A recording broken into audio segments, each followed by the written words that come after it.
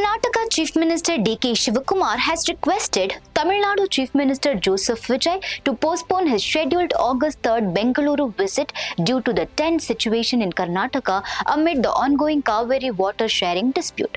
The request came after the Cauvery Water Management Authority upheld the Cauvery Water Regulation Committee's directive asking Karnataka to release 3,500 cusecs of Cauvery water daily to Tamil Nadu for 15 days from July 29th, amounting to around 4 TMC feet of water. Speaking to reporters, D.K. Shivakumar emphasized that Karnataka has always welcomed visitors from other states with respect and hospitality, but the current situation is not favorable for the visit. He requested Vijay to postpone the meeting to a later date and said both leaders can hold discussions once tensions reduce. He added that Karnataka is trying to resolve the Cauvery issue with Tamil Nadu through cordial dialogue. Meanwhile, pro-Kannada organizations have announced a statewide Karnataka Bandh on August 13th to protest the CWMA decision. D.K. Shivakumar appealed to them to withdraw the Bandh call, stating that previous court rulings had discouraged such protests and that a shutdown would inconvenience the public.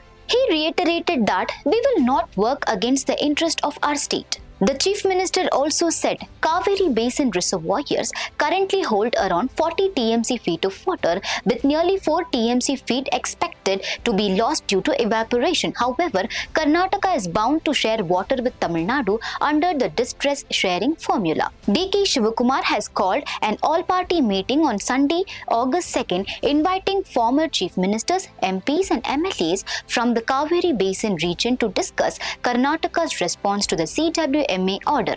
For more such updates, stay tuned to Daily Salar Digital.